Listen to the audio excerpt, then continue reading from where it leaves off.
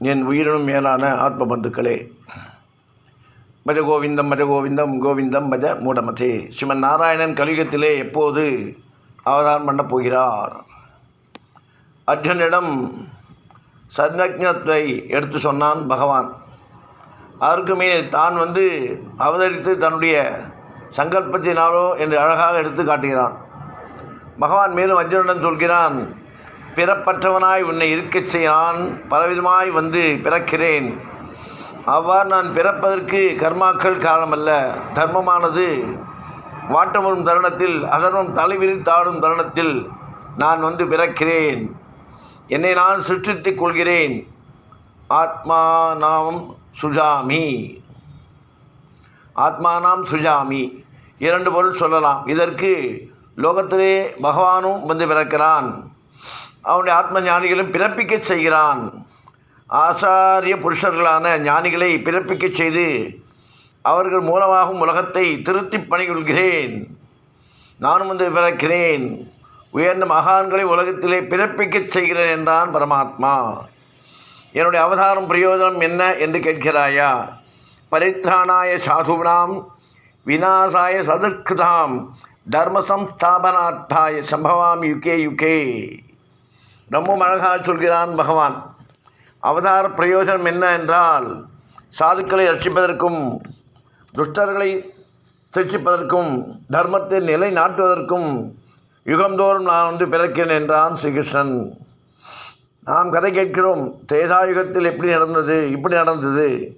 துவாபரயுகத்திலே இப்படி நடந்தது, கிருதயுகத்தில் இப்படி நடந்தது. பகவான் அப்போ அவதாரம் பண்ணினான், இப்போ அவதாரம் பண்ணினான் என்றெல்லாம் புராணங்களில் சொல்லி கேட்கிறோம்.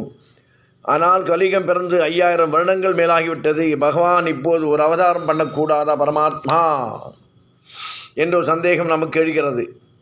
ஒரு இரண்யகசிபு இருக்கிற போது பரமாத்மா அவதாரம் பண்ணினானே, ஒரு ராவணன் இருக்கிற போது அவதாரம் பண்ணினானோ, ஒரு சிசுபாலன் வதம் பண்ண அவதாரம் பண்ணினானே, தத்துல்யமாய் கண்ணனுக்கு எதிரே இப்போது நிறைய பேர் அசுரர்களான உள்ளார்களே.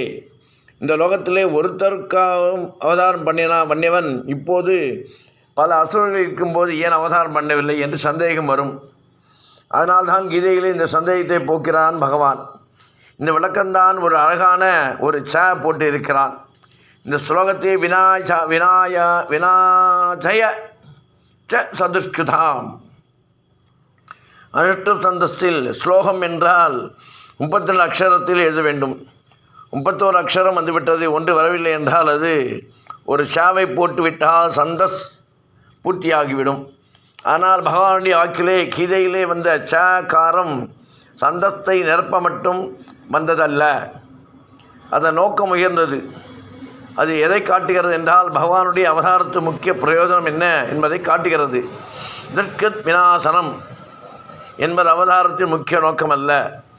அவனுடைய அவதாரத்தின் முக்கிய நோக்கம் சாது சம்ரக்ஷணம், பரம பாகவதலை காப்பாற்றுதல். துஷ்கிருத் விநாசனம் என்பது அதன் ஊடே நடக்கக்கூடியதுதான். இதைத்தான் அந்த காரமானது காட்டுகிறது.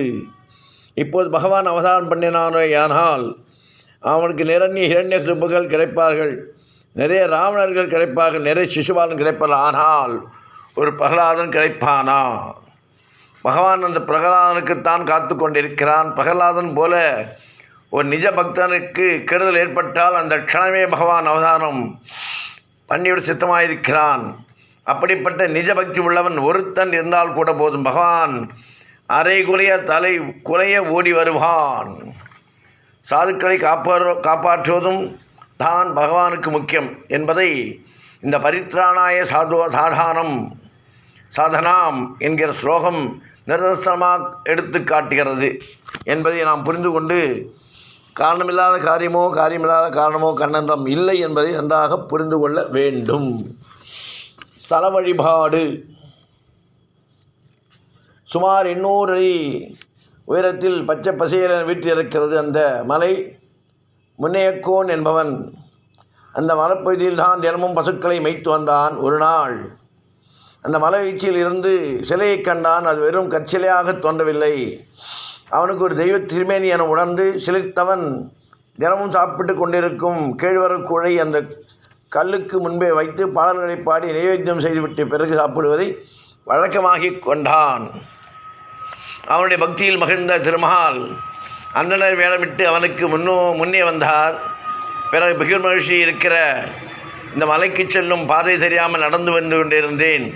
உன் பாடல்தான் எனக்கு வழிகாட்டி என்று சொன்னவர் அங்கே வைத்திருந்த கேழ்வரகை நைவேத்தியத்தை பார்த்துவிட்டு அதிர்ச்சி அடைந்துவிட்டு, யாதவ குலத்தில் பிறந்தவனி பகவானுக்கு பால் நைவேத்தியம் செய்யாமல் கேழ்வரகு கூழ் நைவேத்தியம் செய்கிறாயே, ஆனாலும் பக்தியுடன் எது கொடுத்தாலும் ஏற்றுக்கொள்வார் பகவான். இருப்பினும் பால் நைவேத்தியம் செய்து வழிபடு என்று சொல்லி சென்றார். அந்தனர் அன்று முதல் முன்னேக்கோன் தன் மனைவியுடன் வந்து அந்தனர் கூறியபடி உரிய முறையில் பூஜைகளை செய்து வந்தான். ஒரு நாள் இந்த கல் இனி ஒரு பிரசன்ன வெங்கடேச பெருமாள் என்னும் திருநாமத்துடன் எல்லோரும் போற்றி வணங்கும் வகையில் திகழப்போகிறது என்று அசரீரி கேட்டது. அந்த நிமிடத்திலே அங்கு பிரசன்ன வெங்கடேச பெருமாள் அழகே உரணக் கொண்டு திருக்காட்சி தந்தருளினார். அன்று முதல் திருமலை வையாவு என்ற தென்திருப்பு என்றெல்லாம் அழைக்கப்படுகிறது அந்த மலை. காஞ்சிபுரம் மாவட்டம் செங்கல்பட்டிலிருந்து சுமார் 18 கிலோமீட்டர் தொலைவில் உள்ள மதுராந்தகத்திலிருந்து சுமார் 20 கிலோமீட்டர் தொலைவில் அமைந்துள்ள திருமலை வையாவூர் சுமார் 450 படிகளை கடந்து சென்றால் மலையில் கோயில் கொண்டிருக்கும் மலையப்பனை ஸ்ரீ பிரசன்ன வெங்கடேச கண்ணார தரிசிக்கலாம். படிகளில் நடக்க முடியாமல் வாகனத்தில் அமர்ந்தபடியே மலைக்கு வருவதற்கும் பாதை உள்ளது. இந்த தலத்து திருமால் ஒரு திருநாமம். ஸ்ரீ பிரசன்ன வெங்கடேச ஆதிவராக க்ஷேத்திரம் என திருப்பதி தலத்தைப் போலவே இந்த தலத்தையும் போற்றுகின்றனர். பக்தர்கள் முதலில் ஆதிவராகனை அற்புத தரிசனம் இவரை தரிசித்து விட்டுத்தான் மூலவரை தரிசிக்க வேண்டும் என்பார்கள். மூலவராக ஸ்ரீ பிரசன்ன வெங்கடேச பெருமாள் நின்ற திருக்கோலம், தோளில் சாலக்கிராம மாலையும் அஷ்டலட்சுமி ஆரமும் ஸ்ரீ லட்சுமி ஆரமும் என தகதகைக்கின்ற திருமாலின் திருமேனியை பார்த்து கொண்டே இருக்கலாம். குறிப்பாக தசாவதார திருக்கோலங்கள் கொண்ட ஆபரணத்தை மாலையாக ஒட்டியானமாகவும் அணிந்தபடி காட்சி தருகிறான். அழகே அழகு. இன்னொரு விஷயம், கையில் செங்கோலுடன் தரிசனம் தருகிறார் ஸ்ரீ பிரசன்ன வெங்கடேச பெருமாள். இந்த செங்கோல் ராஜா தோடர்மால் வைத்திருந்ததாம். விஜயநகரத்தை ஆட்சி செய்த ராஜா தோடர்மால் திருப்பதி திருத்தலத்துக்கு ஏராளமான திருப்பணியை செய்திருக்கிறான். ஒரு நாள் மன்னனுக்கு காட்சி தந்த திருமால் பர்வதத்தின் உச்சியிலே இங்கே கோயில் அமைந்திருப்பது போல பர்வதத்தின் மற்றொரு பாகத்தில் எனக்கு கோயில் எழுப்புவாயாக, அங்கே இருந்தபடி பூலோகத்தை காக்க திருவுள்ளம் கொண்டுள்ளேன் என அருளினார். இதில் நெக்குருகி போன மன்னன் வையாவில் உள்ள மலையில் கோயில் கட்டினான். அதுவே திருமலை வையாவூர் என்றதானாக தெரிவிக்கப்படுகிற ஸ்தல வரலாறு.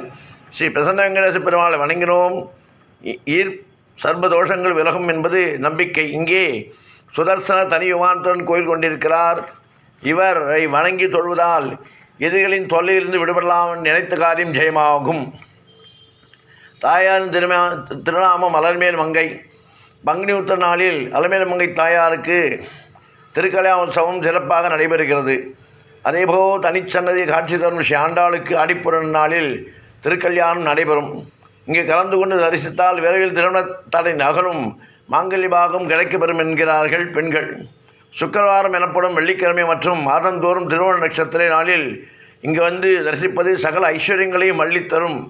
புரட்டாசி திருவோண நட்சத்திர நாளில் இங்கே நடைபெறும் திருப்பாவடை சேர்த்தி உற்சவம் வெகு பிரசித்தி. இதில் கலந்து கொண்டு திருமாலை தரிசித்தால் பித்ருக்களின் ஆசீர்வாதம் கிடைக்கும். குறிப்பாக மனநலம் குன்றிய குழந்தைகள் விரைவில் திருமணம் அடைவார்கள் என்பது பக்தர்களின் நம்பிக்கை. புரட்டாசி ஆவணி மார்கழி மாத திருவோண நாட்களில் இங்கு வைபவம் நடைபெறும். இங்கே உள்ள தீபஸ்தம்பத்தில் புரட்டாசி பிரம்மோற்சவம் துவங்கியதும் தீபமேற்றி வழிபடுவர். திருப்பதி போலவே 5ஆம் நாள் கருட சேவையில் அமக்கிரமாக காட்சி தருவாராம் திருமால். புரட்டாசி கடைசி சனிக்கிழமை முத்தங்கி சேவையில் காட்சி தரும் திருமாலை தரிசிக்க இங்கெல்லாம் பக்தர்கள் வந்து குவிக்கிறார்கள். 21 சுமங்களுக்கு வெற்றிலை பாக்கு வைத்து ஸ்ரீ வராகரை வணங்கினால் 48 நாட்கள் திருமண யோகம் கைகூடும் என்பது ஐதீகம். மலை அடிவாரத்தில் வீர ஆஞ்சநேயர் வேண்டுதல்களை நிறைவேற்றி கொடுப்பார். லக்ஷ்மி விநாயகரும் அங்கே உச்சிஷ்ட மகா கணபதியாக காட்சி தருகிறார். நாமும் செல்வோம், வணங்கி நிற்போம், கலி குறையை தீர்த்து கொள்வோம், எம்பெருமானின் பரிபூர்ண அனுகிரகத்தை பெற்று வாழ்வாங்க வாழ்வோம் என்று கூறிக்கொண்டு ராமானுஜரின் திவ்ய திருவடிகளே சரணம்.